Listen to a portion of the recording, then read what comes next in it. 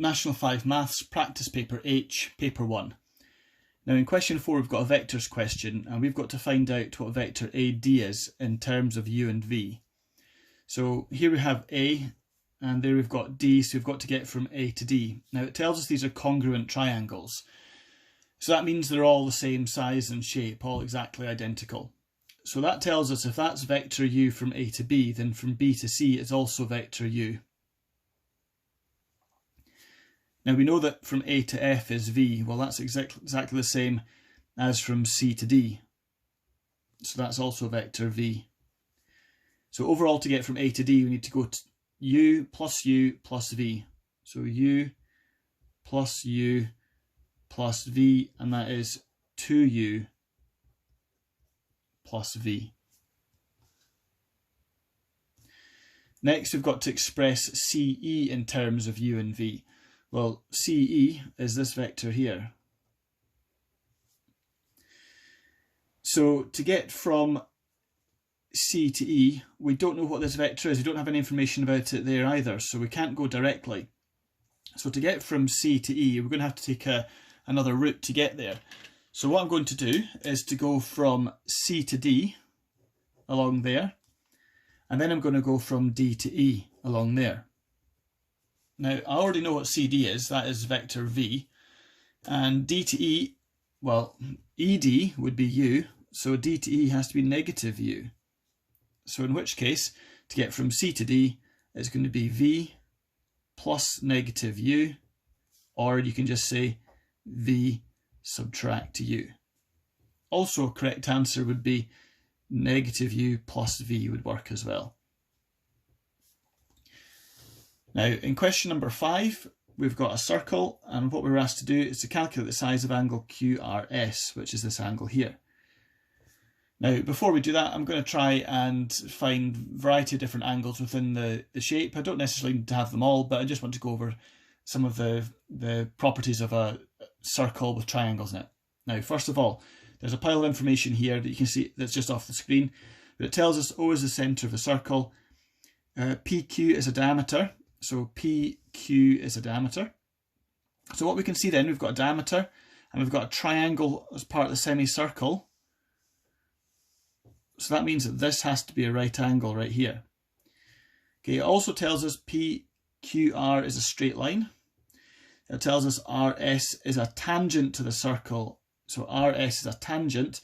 So that meets the radius OS at 90 degrees. So we've got another 90-degree angle right here.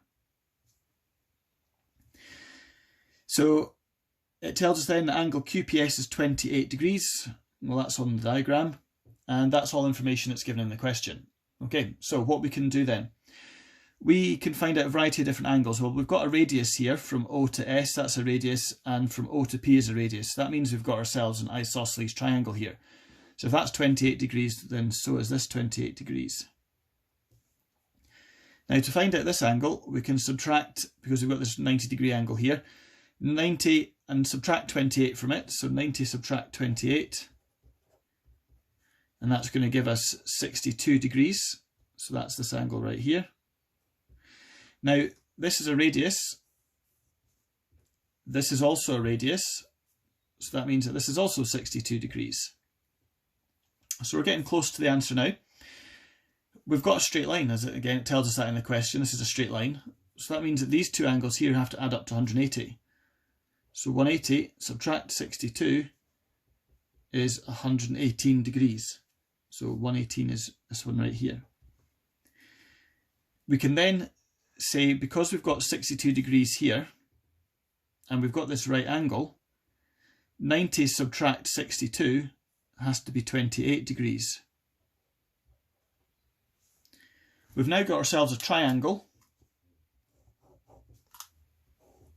of which we know two of the angles. So if we add the 28 and the 118 together and subtract that from 180, we'll get our missing angle here. So 28 add 118.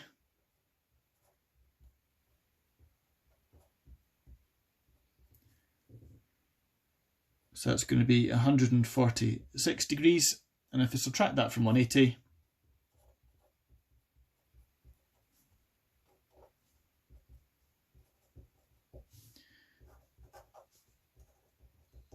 and we get 34 degrees. Now I've labelled it there, but you can also label it by saying angle QRS equals 34 degrees. So I've decided to do this question a second time, just to give you an alternative strategy for working out the angle. So remember, it's this angle here that we're after.